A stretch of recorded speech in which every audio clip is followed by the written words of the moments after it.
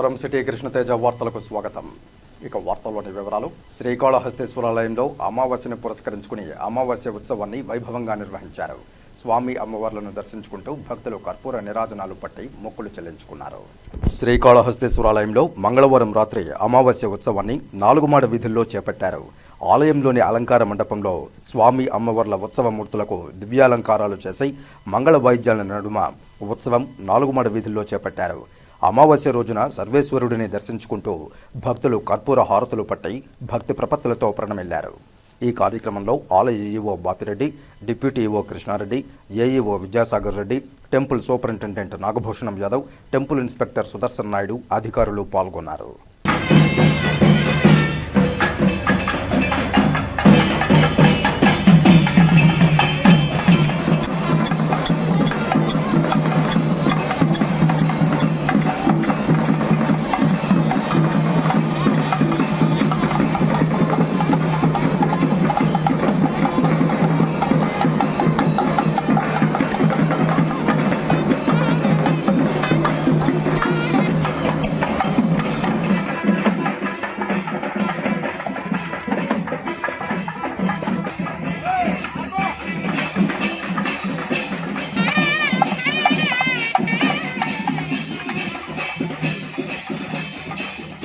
గత సంవత్సర కాలంలో జరిగిన ఉపాధి హామీ పనులపై జరిగిన సామాజిక తనిఖీల్లో అక్రమాలు బయటపడడంతో 3 సిబ్బందిని సస్పెండ్ చేసినట్లు డ్వామా పీడీ శ్రీనివాస ప్రసాదరావు తెలియజేశారు.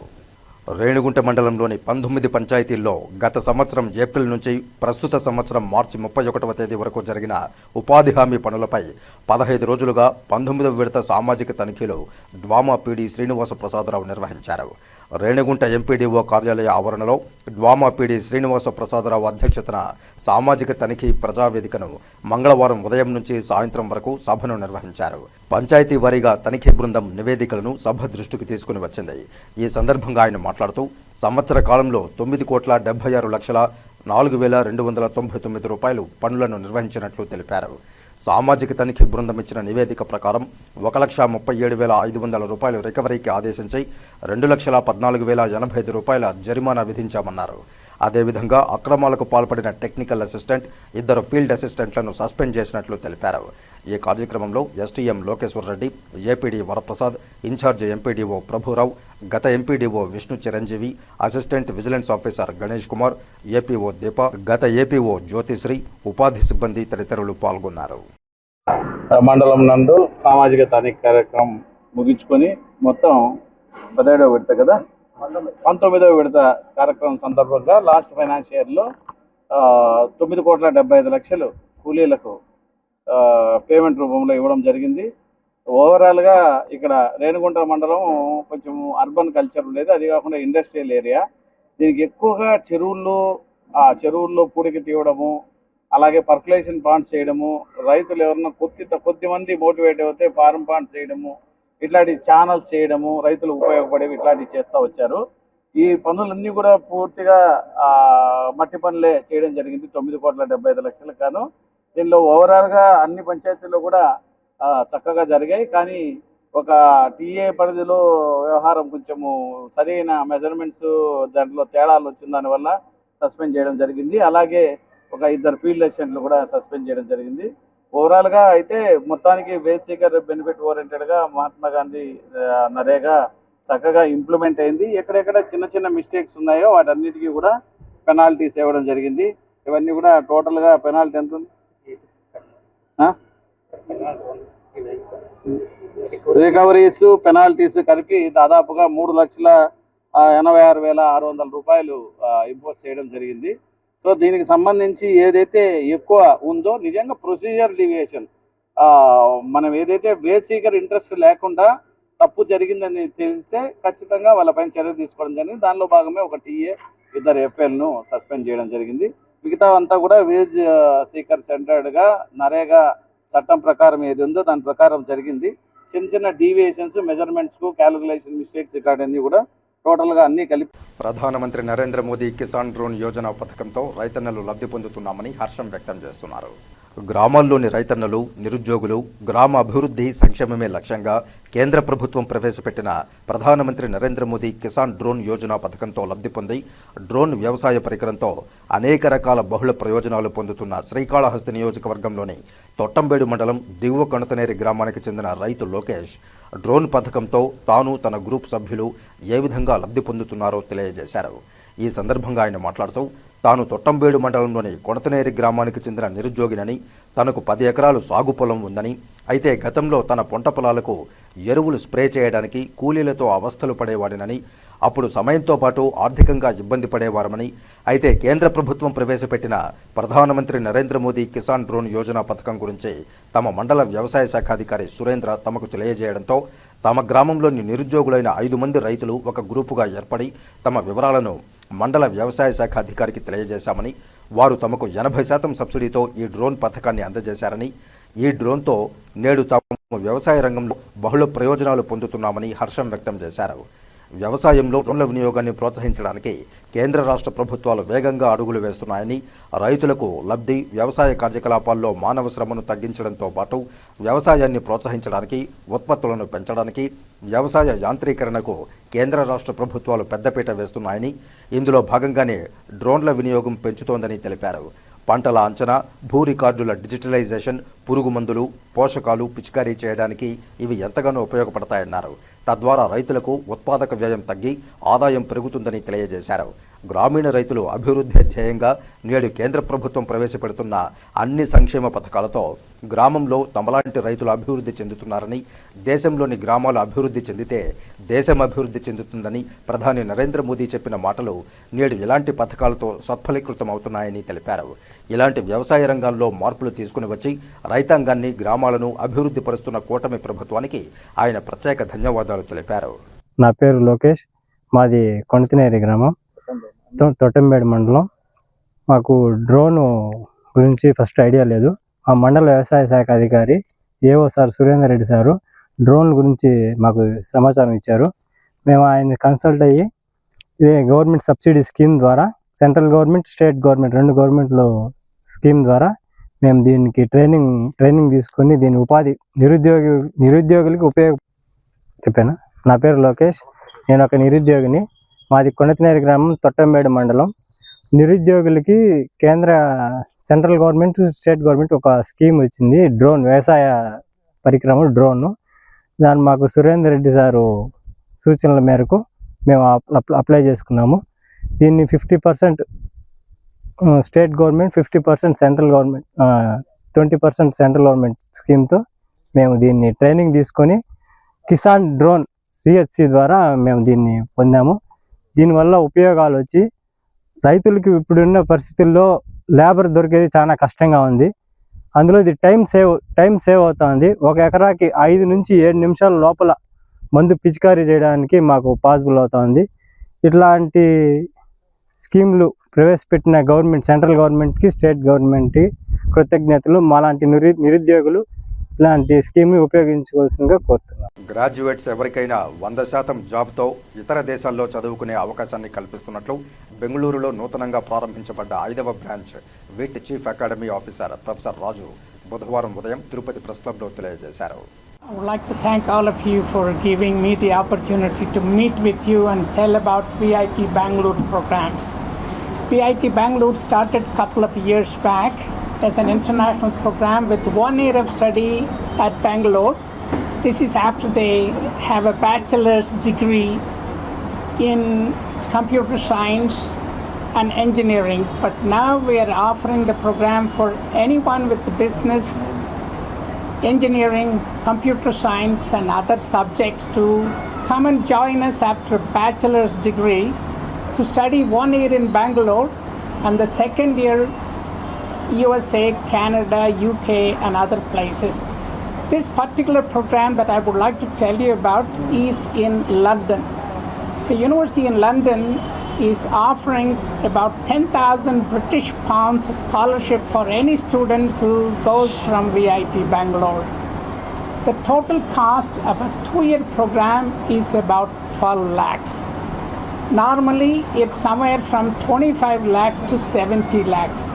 because of the program that VIT Bangalore offers, the students can finish the first year of the master's degree at VIT Bangalore. The second year of the program is going to be in London.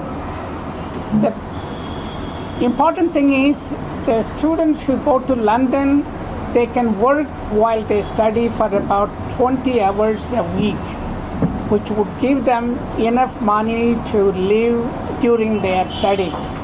After they graduate with a master's degree, the UK government allows them to work. There is a work permit issued to them.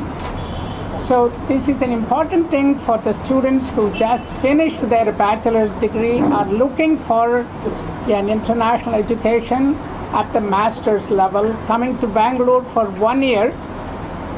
With that background, going to London to study for the second year. And the scholarship is substantial. No other university offers as much as 10,000 British pounds. It amounts to about 10 lakhs. The students can finish the 2 years of the degree by paying about 12 lakhs total expenses. So I would very much like to inform the public in Andhra Pradesh and all over the country that here is a unique opportunity at VIT Bangalore. Come and join us. We will help you build your career over there, not only in India, but helping you go overseas, especially to UK and other countries as well. This program also allows the students, if they do not want to go overseas at the end of the first year, we help them find placement in India. ఇప్పుడు కాసేపు ప్రకటనలు. చదలవాడ దంత వైద్య కళాశాల మరియు super speciality ఆసుపత్రిలో అత్యాధునిక దంత వైద్య సేవలు అందుబాటులోనికి తెచ్చారు. అన్ని దంత సమస్యలకు ఒకే చోట పరిష్కారం. అన్ని రకాల వైద్య సేవలు అందుబాటులో ఉన్న ప్రాంగణం చదలవాడ దంత వైద్యశాల. అనుభవజ్ఞులైన వైద్యులచే అందమైన చిరునవ్వు కోసం ఆధునిక దంత వైద్యం. పిప్పి పళ్లకు, రూట్ కెనాల్, చిగురువాపు వ్యాధులకు అత్యాధునిక చికిత్స. ఎత్తుపళ్ళు, వంకర పళ్ళు, రంగుమారిన పళ్లకు ప్రత్యేకమైన వైద్య బృందంచే చికిత్స. అంతేకాకుండా చదలవాడ విద్యా సంస్థల్లో రాయలసీమలోనే ఆర్కిటెక్చర్ కోసం మొట్టమొదటి private college Chadalavada Aruna school of architecture.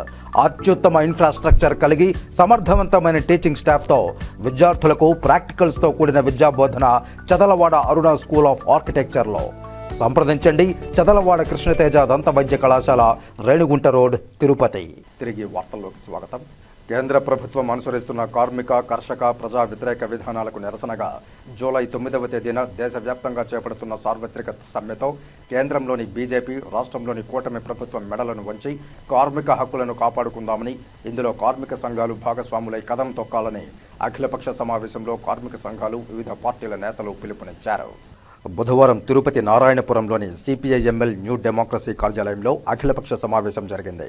CPIML new democracy Tirupati నగర కార్యదర్శి పి వెంకటరత్నం అధ్యక్షతన జరిగిన ఈ సమావేశంలో సిపిఐఎంఎల్ న్యూ డెమోక్రసీ జిల్లా కార్యదర్శి ఆర్ హరికృష్ణ, కాంగ్రెస్ పార్టీ నాయకులు మాంగాటి గోపాల్ రెడ్డి, ఏపీ రైతు కూలీ సంఘం తిరుపతి జిల్లా అధ్యక్షులు ఆర్ వెంకయ్య, సిఐటియు జిల్లా అధ్యక్షులు జి బాలసుబ్రహ్మణ్యం, సిపిఎం నగర కార్యదర్శి వేణు, సిపిఐ జిల్లా నాయకులు చంద్రశేఖర్ రెడ్డి, ఏఐటియుసి నగర కార్యదర్శి ఎన్టీ రవి, ఆఫ్ పార్టీ జిల్లా అధ్యక్షులు నగేష్, ఐఎఫ్టియు తిరుపతి జిల్లా అధ్యక్షురాలు జి భారతి, పిఓడబ్ల్యూ తిరుపతి జిల్లా కన్వీనర్ ఎం అరుణ, ఐఎఫ్టియు తిరుపతి నగర కన్వీనర్ పి లోకేష్, ఏపీ ప్రగతిశీల ఆటో మోటార్ వర్కర్స్ యూనియన్ నగర కార్యదర్శి కుడుం విజయ్ కుమార్ తదితరులు మాట్లాడారు. ఈ సందర్భంగా వారు మాట్లాడుతూ కేంద్ర ప్రభుత్వం అనుసరిస్తున్న కార్మిక వ్యతిరేక విధానాలపై మండిపడ్డారు. దేశంలో పేద, బడుగు, బలహీన వర్గాలు, కార్మికులు, రైతుల సంక్షేమాన్ని పక్కనబెట్టి కార్పొరేట్ శక్తులకు అనుకూలంగా వ్యవహరిస్తున్నారని మండిపడ్డారు. కేవలం కార్పొరేట్ శక్తులకు అనుకూలంగా కేంద్ర ప్రభుత్వం 4 లేబర్ కోడ్లను తీసుకువచ్చి కార్మికులు, సంఘాలను పెట్టుకునే అవకాశం లేకుండా చేయడం దుర్మార్గమన్నారు. శ్రమదోపిడీకి వ్యతిరేకంగా కార్మికులు ప్రశ్నించే హక్కును, సంఘటితమయ్యే హక్కులను కాలరేసేలా వ్యవహరించడం కేంద్రం తీవ్రతరం చేసిందన్నారు. కేంద్రం తీసుకువచ్చిన శ్రమ దోపిడీ చర్యలకు మద్దతుగా ఆంధ్ర రాష్ట్రంలో మహిళలు 8 గంటల పని విధానాన్ని రద్దు చేస్తూ 10 గంటల పని విధానాన్ని మంత్రివర్గం ఆమోదం తెలపడం కార్మిక వ్యతిరేక చర్యలని మండిపడ్డారు. దేశంలో మహిళలు అధిక శ్రమ దోపిడీకి గురవుతున్నారని, దీన్ని మరింత తీవ్రతరం చేసేలా దేశంలోనే తొలిసారిగా కూటమి ప్రభుత్వం పచ్చజెండా ఊపడాన్ని వ్యతిరేకించాలని వారు పిలుపునిచ్చారు. ఆపరేషన్ సింధూర్లో వాస్తవాలను బయటపెట్టాలని డిమాండ్ చేశారు. జూలై 9న జరిగే సార్వత్రిక సమ్మె విజయవంతం కోసం జూన్ 27వ తేదీన ఏఐటియుసి కార్యాలయంలో మరోసారి రౌండ్ టేబుల్ సమావేశం నిర్వహించాలని, ఆ తర్వాత సిఐటియు కార్యాలయంలో కార్మిక సంఘాల సదస్సు, జూలై 6న తిరుపతిలో కార్మిక సంఘాల స్కూటర్ ర్యాలీ నిర్వహించాలని ఈ సమావేశంలో నేతలు అభిప్రాయపడ్డారు. ఈ సమావేశంలో పీడీఎస్యు నాయకులు లోకేష్, ఐఎఫ్టియు నాయకులు బి కృష్ణమూర్తి, జాకీర్, అంగన్వాడీ నాయకురాళ్లు సుజాత, గంగాదేవి, ఆటో యూనియన్ నాయకులు ఎం వెంకటేష్, శివ, సురేష్, నాయకులు రమేష్, సాయి తదితరులు పాల్గొన్నారు. మోడీ బీజేపీ ప్రభుత్వం మొత్తం కార్మిక వర్గాన్ని నిర్వీర్యం చేసే దిశగా 29 చట్టాలు, ఇది బ్రిటిష్ వాడు రాకముందు నుంచి ఉంది, బ్రిటిష్ వాడు వచ్చిన తర్వాత ఉంది, మన స్వాతంత్రం వచ్చిన తర్వాత కూడా అనేక పోరాటాలు చేసి త్యాగం చేసి సాధించుకున్న చట్టాలు. 29 చట్టాలను నిర్వీర్యం చేసి 4 కోడ్లుగా మార్చి, ఆ కోడ్ల మూలంగా కూడా అంటే కార్మికులు ఉన్నటువంటి యూనియన్ పెట్టుకున్నటువంటి హక్కు, బేరసారాల హక్కు, వాళ్ళకు ఉన్నటువంటి ఏవైతే ఉంటాయో పిఎఫ్, ఈఎస్ఐ లాంటి హక్కులు, ఇవన్నీ కూడా పోగొట్టి కేవలం యజమాని దగ్గర బానిసలాగా పడేసేటువంటి విధానం కొనసాగుతూ ఉంది. ఈ సంపదకు మూలం శ్రమ. అటువంటి శ్రమజీవులను నిర్లక్ష్యం చేస్తూ వాళ్ళ కార్పొరేట్ల కాడపడి ఉండే బానిసలాగా చేసేందుకు ఈ చట్టాలు ఉపయోగపడుతూ ఉంది. దీన్ని మేము విపరీతంగా దీని దుర్మార్గం అని చెప్పి కూడా ఖండిస్తున్నాము. ఈ లేబర్ కోడ్ల అమలుకు నిరసనగా ఈ లేబర్ కోడ్లు రద్దు చేయాలని, ఏవైతే మునుపున్న చట్టాలను దానికి కొంత మెరుగు చేయాలని, ఈ కార్మిక అణిచివేత విధానాన్ని మానుకోవాలని చెప్పి కూడా జూలై 9న సమ్మెకు మేము పిలిపివ్వడం జరిగింది. జూలై 9న భారతదేశం మొత్తం కూడా 23వ సార్వత్రిక సమ్మె జరగబోతూ ఉంది. దాన్ని జయప్రదం చేయడం కోసం ఈరోజు ఈ అఖిల పక్ష కమిటీ సమావేశం కూడా జరుగుతూ ఉంది. దీనికి అందరూ కూడా దీనివల్ల అందరూ నష్టపోతారు. పర్మనెంట్ ఎంప్లాయీస్ లేదు, కాంట్రాక్ట్ ఎంప్లాయీస్ లేదు, మెడికల్, అదేవిధంగా ఆటో, బిల్డింగ్, ప్రతి రంగం కూడా దీనివల్ల నిర్వీర్యమైపోతుంది. ఎటువంటి హక్కులు లేకుండా ఉండే పరిస్థితి. కాబట్టి మొత్తం 50 మంది ప్రజలు, కార్మికులు, ఉద్యోగులు అందరూ కూడా ఈ యొక్క 29వ తారీఖు జరిగేటువంటి సమ్మెను బలప్రదం చేయాలని, జయప్రదం చేయాలని కూడా మేము కోరుతున్నాం. కార్మిక, కర్షక, రైతు వ్యతిరేక విధానాలకి వ్యతిరేకిస్తూ జూలై 9వ తారీఖున సార్వత్రిక సమ్మెను ప్రకటించడం జరిగింది. ఈ యొక్క సమ్మెకు కాంగ్రెస్ పార్టీ కూడా ప్రత్యక్షంగా పాల్గొంటుంది. నాకు గత కొంతకాలంగా ఒక చిన్న అనుమానం ఉంది. భారతదేశానికి ప్రధానమంత్రి నరేంద్ర మోడీనా డొనాల్డ్ ట్రంపా అని చెప్పేసి. ఎందుకంటే ఆయన ఏం చెప్తే అది ఇక్కడ జరుగుతూ ఉంది. కాబట్టి ఆయననే నేను అనుకుంటున్నాను. కాబట్టి అదేదో 9వ తారీఖు ఒక తూరి ఆయనతోనే మాట్లాడితే బాగుంటుందని చెప్పేసి నా ఉద్దేశం. ఇక్కడ జరుగుతున్నటువంటి ఈ వ్యతిరేక కార్యకలాపాలన్నీ కూడా ట్రంప్ వ్యాపారానికి సంబంధించి ఇక్కడ జరుగుతుంది. ఎందుకంటే ఆయన చెప్పాడు మొన్న, యుద్ధం నేనే ఆపిచ్చాను అని చెప్పి. ఎందుకు ఆపిచ్చానంటే నా వ్యాపారం దెబ్బతింటుంది కాబట్టి వాళ్ళు కొనాలా, మీరు కొనాలి కాబట్టి నేను ఆపిచ్చాను అని చెప్పేసి. అందుకని నేను ప్రధానమంత్రి ఆయన అనుకుంటున్నాను. కాబట్టి రేపు జరగబోయేటట్టు 9వ తారీఖు సార్వత్రిక సమ్మెలో ప్రతి ఒక్క పార్టీ, ప్రతి ఒక్క సంఘాలు పాల్గొని ఈ యొక్క సార్వత్రిక సమ్మెను విజయవంతం చేయాలని చెప్పేసి నేను కోరుకుంటున్నాను. అంతర్జాతీయంగా ఒక విషయాన్ని చెప్పి నేను సమ్మె విషయంలోకి వస్తాను. కేవలం 200 సంవత్సరాల దాకా అమెరికా అనేది ప్రపంచ పటంలో లేదు. 77 సంవత్సరాల క్రితం దాకా ఇజ్రాయెల్ అనే దేశం లేదు. పాలస్తీనాని దౌర్జన్యంగా, దుర్మార్గంగా ఆక్రమణ చేసుకోవడానికి 200 ఏళ్ల చరిత్ర కూడా లేని అమెరికా తోడ్పాటుతో నెతన్యాహు ప్రభుత్వం ఈరోజు ఇరాన్ పైన కక్ష కట్టి దాడి చేసింది. అసలు ఇరాన్ని లేకుండా చేస్తాం, అయతుల్లా ఖమైనీ అంతం చేస్తాం, ఆయన ఎక్కడుండో మాకు తెలుసు అని చెప్పిన ట్రంప్ సిగ్గు లేకుండా నిన్ను కాల్పల విరమణకు ఒప్పుకోవడం వచ్చింది. దీంట్లో విజయం ఎవరు సాధించారు? ఇరాన్ తదితర దేశాలు. అంటే ఇక్కడ నా ఉద్దేశం ఏంటంటే, ప్రపంచంలో అత్యంత పురాతన నాగరికత కలిగిన సింధు నాగరికత కన్నా పర్షియన్ నాగరికత ఎక్కువైంది. అటువంటి ప్రజలపైన దాడి చేయాలని చెప్పి అనుకోవడం చాలా దుర్మార్గమైంది. తప్పుడు పద్ధతుల్లో ఈరోజు అమెరికా వ్యవహరిస్తుంది. ఇంతకుముందే మా మిత్రులు గోపాల్ రెడ్డి అని చెప్పినట్టుగా అటువైపు ట్రంప్ ఒక రకంగా ఇష్టారాజ్యంగా వ్యవహరిస్తున్న పరిస్థితుల్ని మనం చేసుకోవాలి. అంతకుముందే మనం చూసాం సింధూర్ ఆపరేషన్ క్రితం. ఈ రోజుకి సింధూర్ ఆపరేషన్ జరిగిన వాస్తవ విషయాలు బయట పెట్టలేదు. 5 యుద్ధ విమానాలు కూలిపోయినాయి, వాస్తవా కాదని ఒక మాజీ జనరల్ ప్రకటించాడు. 5 యుద్ధ విమానాలు కూలిపోయిన వెంటనే రాఫెల్ యొక్క స్టాక్ మార్కెట్ పడిపోయింది. అదేవిధంగా చైనా యొక్క స్టాక్ మార్కెట్ పరిగెత్తింది, పాకిస్తాన్ స్టాక్ మార్కెట్ పరిగెత్తింది. మరి ఇండియా స్టాక్ మార్కెట్ పడిపోయింది. కారణం ఏమిటి? పాకిస్తాన్ని ప్రపంచ పట్టణం లేకుండా చేస్తామని చెప్పినారు. మరి ఎందుకు ఎవరిని అడిగి యుద్ధం విరమించుకున్నారు? అసలు యుద్ధం ఎవరు ప్రారంభించమన్నారు? అందుకని ఈరోజు మేము చెప్తున్నది ఏంటంటే కమ్యూనిస్టుగా అసలు ఏ దేశాలను యుద్ధాలు జరగకూడదు. యుద్ధాలు జరిగితే మొదట నష్టపోయేది శ్రామికులు, కార్మికులు, మహిళలు, కష్టజీవులే. అన్ని రకాల ధరలు పెరిగిపోతున్న పరిస్థితిని మనకు కనిపిస్తాం. ఈ యుద్ధాలకు వ్యతిరేకంగా కూడా ఇందులో ఒక అంశంగా చేర్చి మేము పోరాటం చేస్తామని చెప్తున్నాం. ఇక రెండో విషయం మనకు అందరికీ గుర్తుంటుంది, మన చంద్రబాబు నాయుడు గారు ఏది మర్చిపోరు. గతంలో ఆయన ఎన్డీఏ కన్వీనర్గా ఉన్నప్పుడు ఆయన ఒక కమిటీ కన్వీనర్గా ఉండి ఒక సంతకం చేశాడు. రాత్రిపూట మహిళలకు పని పెడతాము, 8 గంటల పని విధానం ఎత్తేస్తామని. ఇప్పుడు అక్షరాల తూచా తప్పకుండా మన చంద్రబాబు నాయుడు భారతదేశంలో ఏ రాష్ట్ర క్యాబినెట్ ధైర్యం చేయలేదు నిర్ణయం చేయడానికి. మన చంద్రబాబు నాయుడు ధైర్యం చేశాడు 10 గంటల పని విధానం చేస్తూ. మొన్ననే మేడే పోయింది. 8 గంటల పని విధానం కోసం మనం ఒక పోరాటం చేస్తుంటే సరైన వేతనాలు లేకపోతే ఈరోజు చంద్రబాబు నాయుడు ఏమాత్రం ఇదిగా లేకుండా వ్యవహరిస్తున్నాడు. మొన్నటికి మొన్న అంగన్వాడీలకి ప్రమాణం చేసి 3 నెలల్లో సమస్యలు పరిష్కరిస్తామనేటువంటి చంద్రబాబు నాయుడు, లోకేష్, పవన్ కళ్యాణ్ సంవత్సరం పైన అయిపోయినా స్కీమ్ వర్కర్లు, అంగన్వాడీ కానీ, ఆశా కానీ, మధ్యాహ్న భోజనాలు పట్టించుకోలేదు. అదేవిధంగా భవన నిర్మాణ కార్మికులు, అదేవిధంగా హమాలీ కార్మికులు, వీళ్ళెవరి గురించి పట్టించుకోకుండా ఈరోజు ఇష్టారాజ్యం వ్యవహరిస్తున్నారు. వీళ్ళకి తగిన మూల్యం ఖచ్చితంగా చెల్లించుకునే పరిస్థితి వస్తుందని చెప్పని ఈ సందర్భంగా మేము హెచ్చరిస్తున్నాం. రేపు జరగబోయే సమ్మె ఇంతకుముందు చెప్పాడు, అనేక సమ్మెలు 25 సమ్మెలకు పైగా జరిగినాయి. బహుశా ప్రపంచంలో ఏ దేశంలో జరగని సమ్మె లేదు భారతదేశంలో జరిగినాయి. అయినప్పటికీ ఇంకా కూడా పెద్ద ఎత్తున సంఘటితంగా ఉద్యోగ కార్మిక వర్గం ముందుకు రావాల్సిన అవసరం ఉంది.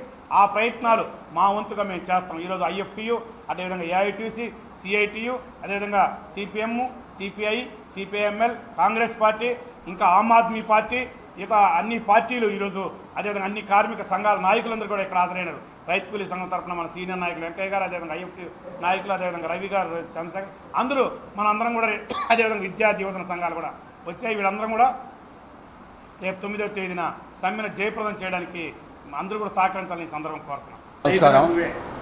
ఈరోజు భారతదేశ వ్యాప్తంగా అటు కేంద్ర ప్రభుత్వం, రాష్ట్ర ప్రభుత్వం వ్యవహరిస్తున్నటువంటి తీరుకు వ్యతిరేకంగా అనేక సమ్మెలు చేయడం జరిగింది. రేపు 9వ తారీఖు కూడా అలాంటి బాహుల్యమైనటువంటి దేశవ్యాప్తంగా సమ్మె జరగబోతోంది. ప్రధానంగా ఈరోజు కర్షకులు అంటే రైతాంగం చాలా నష్టపోతూ ఉన్నారు.